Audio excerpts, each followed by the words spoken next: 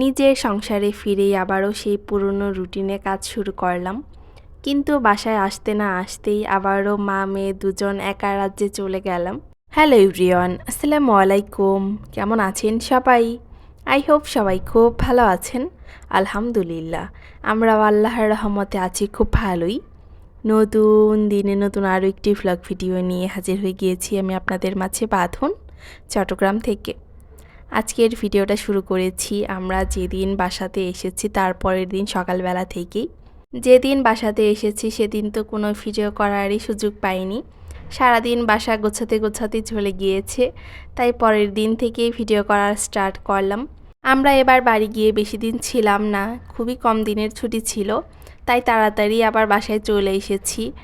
আর এবার আসতে ওইরকম কোনো ঝামেলাই হয়নি। যাওয়ার সময় খুবই কষ্ট করে গিয়েছি, প্রায় 2টা দিন লেগে গিয়েছে যেতে যেতে, কিন্তু আসার সময় তাড়াতাড়ি এসেছি, ওরকম কোনো জ্যাম ছিল না।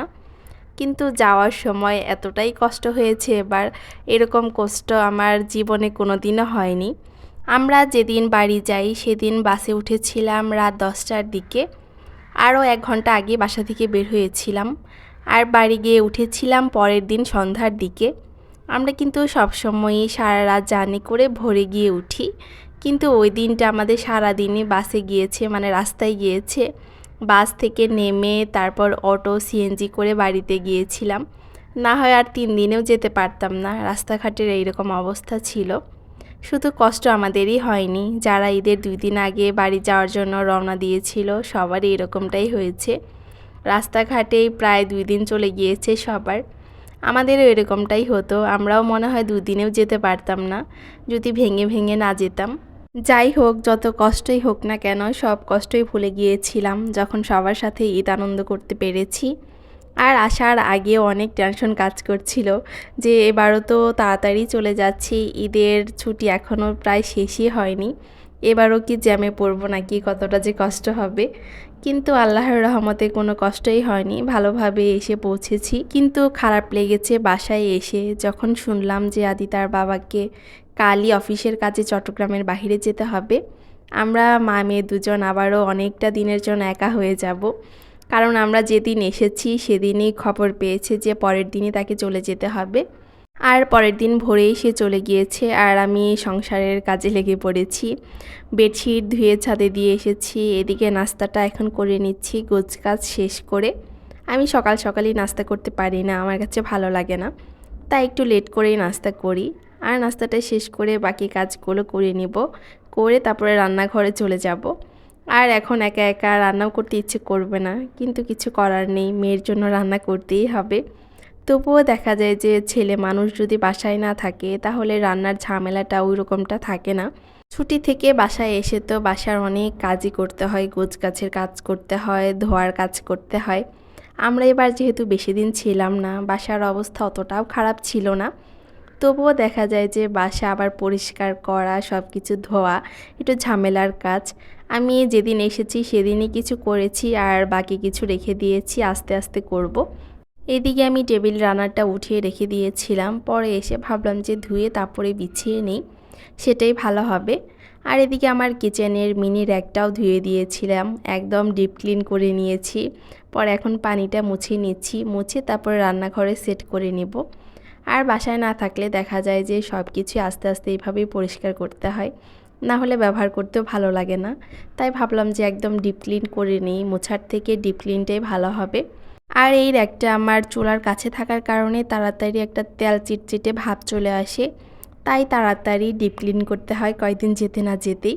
আর আমার মশলার দানিতে মশলাটাও প্রায় শেষ হয়ে গিয়েছে, এটা পরে উঠাবো, এখন আর উঠানোর সময় নেই, পরে একটু সময় হাতে নিয়ে তারপর উঠাতে হবে। আর আমি বাড়ি থেকে সব মশলাই নিয়ে এসেছি এবারও, মরিচ, হলুদ, মানে ধনিয়া, যত ধরনের মশলা আছে সব আমি বাড়ি থেকে নিয়ে আসি। বাড়িতে যখন যাই, বাড়িতে যাওয়ার আগে এমনভাবেই শেষ করে যাই সব কিছু, মনে হয় না যে আর বাড়ি থেকে আসব। কিন্তু দেখা যায় যে এসে আবার সব কিছু আগের মতো গোছাতে হয়, সব কিছু উঠাতে হয়, এইটা একটু ঝামেলার মনে হয়।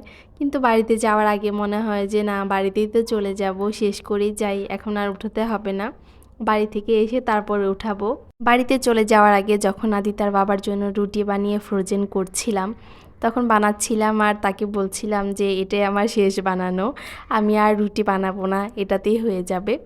পরে সে আমার কথা শুনে বলে যে তোমার কথা শুনে মনে হচ্ছে যে তুমি জীবনেও আর রুটি বানাবা না, এটাই তোমার শেষ বানানো। এরকমটা কিন্তু সবার সাথেই হয়, ছুটিতে কোনো জায়গায় ঘুরতে গেলে বা বাড়িতে গেলে এরকমটাই মনে হয় যে না, এই কাজটা আমাকে আর করতে হবে না, আবার অনেক দিন পরে করব, মানে অনেকটা রিল্যাক্স লাগে। আর বাসায় আসতে না আসতেই যেহেতু আবারও একা একাই আমরা মা মেয়ে দুজন, রান্নার ঝামেলাটা ওই রকমটা হবে না। যদিও একা একা থাকতে ভালো লাগে না, আমার কাছে অনেকটাই ভয় লাগে একা একা থাকতে, তবুও কিছু করার নেই, মাঝে মাঝে পরিস্থিতিতে পড়ে এরকমটা করতে হয়, কিচ্ছু করার থাকে না।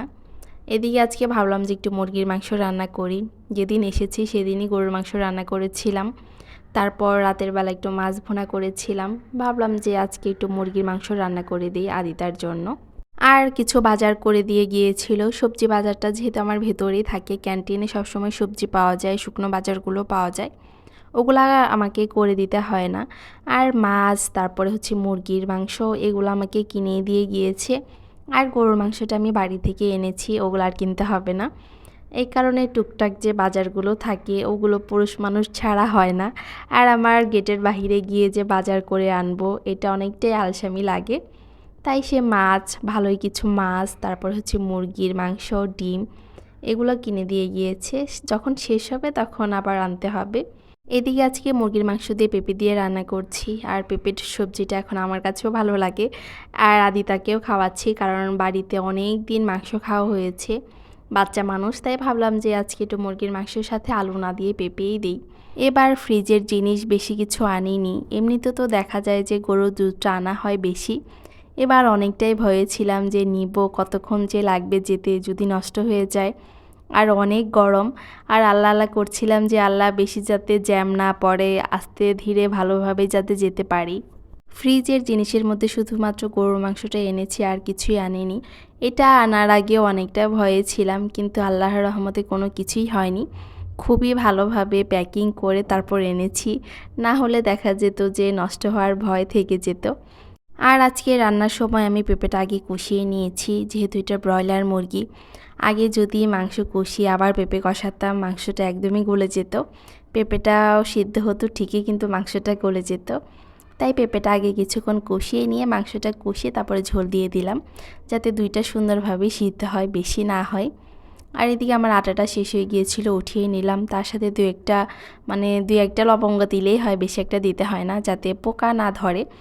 কারণ আমি যেহেতু একা একা এখন খাবো, আমার আটাটা ওইরকমভাবে শেষ হবে না। আদিতার বাবা থাকলে রুটি বানাতে হয়, তাড়াতাড়ি শেষ হয়ে যায়। একা খাবো, শেষ হবে না, বেশি দিন থেকে যাবে, যদি আবার নষ্ট হয়ে যায়, পোকা আসে। তাই ভাবলাম যে কয়েকটা লবঙ্গ দিয়ে রাখি। এদিকে আমার টুনটুনি পাখিটা মুড়ি খাচ্ছে, তাকে এখন গোসল করিয়ে খাইয়ে দিব। আমি ভয়েস দিচ্ছি, সে কিন্তু আমার পাশে বসে শব্দ করছে।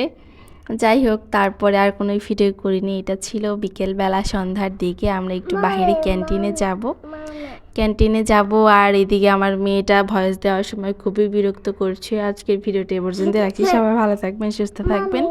পরবর্তী ভিডিও দেখার জন্য আগে থেকে সবাইকে আমন্ত্রণ জানিয়ে রাখছি। আল্লাহ হাফিজ সবাইকে।